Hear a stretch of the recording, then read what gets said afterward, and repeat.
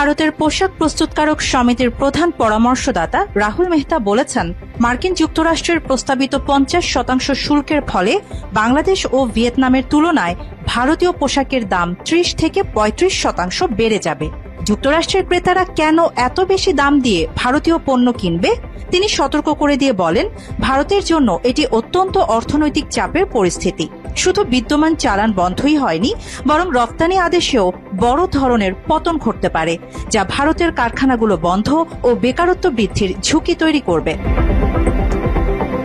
এনডিটিভির এক প্রতিবেদনে বলা হয়েছে, ভারত বর্তমানে বিশ্বের 6ষ্ঠ বৃহত্তম বস্ত্র ও পোশাক রপ্তানিকারক দেশ। কিন্তু মার্কিন বাজারে ভারতীয় পণ্যের উপর উচ্চ শুল্ক আরোপের ফলে ক্রেতারা বাংলাদেশ ও ভিয়েতনামের দিকে ঝুঁকতে পারেন, কারণ এ দুটি দেশে শুল্ক হার মাত্র 20%। গত বুধবার সই করা এক নির্বাহী আদেশে মার্কিন প্রেসিডেন্ট ডোনাল্ড ট্রাম্প ভারতের রুশ তেল আমদানিকে শুল্ক বৃদ্ধির কারণ হিসেবে উল্লেখ করে বলেন, ভারত সরাসরি বা পরোক্ষভাবে রুশ তেল আমদানি করছে, তাই প্রয়োজনীয় ও যথোপযুক্ত মনে করে অতিরিক্ত শুল্ক আরোপের সিদ্ধান্ত নিয়েছে। ভারতের উপর শুল্কের প্রথম ধাপ 25% গত বৃহস্পতিবার কার্যকর হয়েছে এবং বাকি 25% 28 আগস্ট থেকে কার্যকর হবে। ভারতের পররাষ্ট্র মন্ত্রণালয় এক বিবৃতিতে এই শুল্ক বৃদ্ধিকে অন্যায্য, অযৌক্তিক ও অগ্রহণযোগ্য বলে আখ্যায়িত করেছে। বিবৃতিতে বলা হয়, যুক্তরাষ্ট্র সাম্প্রতিক দিনগুলোতে ভারতের রুশ তেল আমদানি নিয়ে সরাসরি অবস্থান নিয়েছে, অথচ এই আমদানি বাজার পরিস্থিতির উপর ভিত্তি করে 140 কোটি মানুষের জ্বালানি নিরাপত্তা নিশ্চিত করার উদ্দেশ্যে করা হয়েছে। মাত্র 30% টাকায় জমির মালিক হয়ে নতুন বাংলাদেশের গড়ে তোলার স্বপ্ন দেখা বাংলা বসতি। ভারত অভিযোগ করেছে, যুক্তরাষ্ট্র ও ইউরোপীয় ইউনিয়ন নিজেরাও রাশিয়ার সাথে বিভিন্ন খাতে পারমাণবিক জ্বালানি, বৈদ্যুতিক যানবাহনের যন্ত্রাংশ, এলএনজি, রাসায়নিক বাণিজ্য চালিয়ে যাচ্ছে। এদিকে যুক্তরাষ্ট্রের বড় বড় খুচরা বিক্রেতারা ভারতের রপ্তানিকারকদের অর্ডার স্থগিত করেছে। সম্প্রতি মার্কিন প্রেসিডেন্ট ডোনাল্ড ট্রাম্প ভারতীয় পণ্যের উপর শুল্ক 50% উন্নীত করার ঘোষণা দেওয়ার পর এই পদক্ষেপ নেওয়া হয়। এই শুল্ক ভারতীয় বস্ত্র ও পোশাক শিল্পে বড় ধাক্কা দিয়েছে।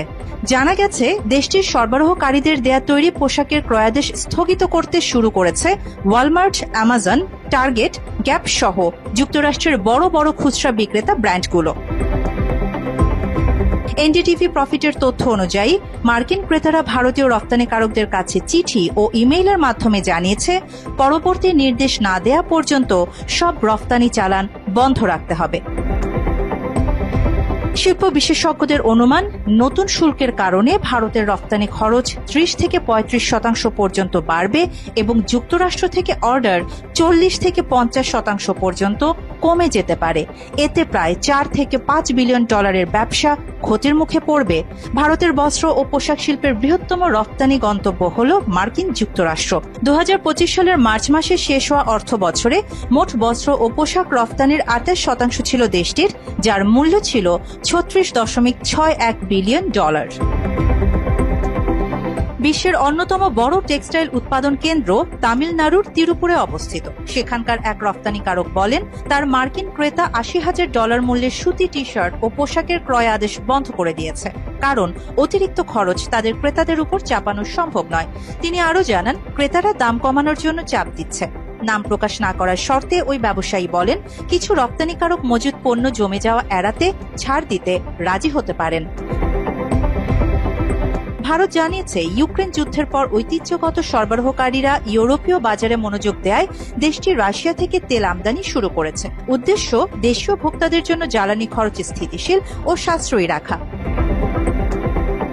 বিবৃতিতে আরও উল্লেখ করা হয়, যুক্তরাষ্ট্র এখনও রাশিয়া থেকে ইউরেনিয়াম হেক্সাফ্লোরাইড, প্যালাডিয়াম, সার ও রাসায়নিক আমদানি করছে এবং ইউরোপীয় ইউনিয়ন 2024 সালে রাশিয়ার সাথে 67.5 বিলিয়ন ইউরোর পণ্য ও 2023 সালে 17.2 বিলিয়ন ইউরোর সেবা বাণিজ্য করেছে। এই প্রেক্ষাপটে ভারতকে লক্ষ্যবস্তু করা অযৌক্তিক ও অন্যায্য। যে কোনো বড় অর্থনীতির মতো ভারতও জাতীয় স্বার্থ ও অর্থনৈতিক নিরাপত্তা রক্ষায় প্রয়োজনীয় সব পদক্ষেপ নেবে।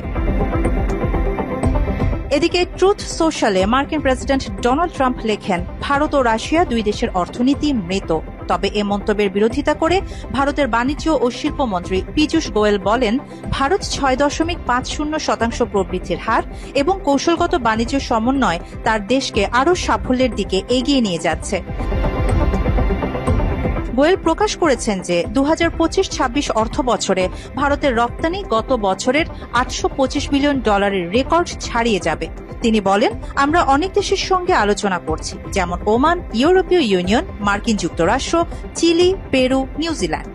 আরও অনেকে ভারতের সাথে আলোচনা শুরু করতে চায়। তিনি সংযুক্ত আরব আমিরাত, মরিশাস, অস্ট্রেলিয়া, ইউরোপীয় মুক্ত বাণিজ্য সংস্থা EFTA এবং যুক্তরাজ্যের সাথে স্বাক্ষরিত সাম্প্রতিক বাণিজ্য চুক্তির কথাও উল্লেখ করেছেন, যা ভারতের ক্রমবর্ধমান বিশ্ব বাণিজ্যের দিকটি ইঙ্গিত করে।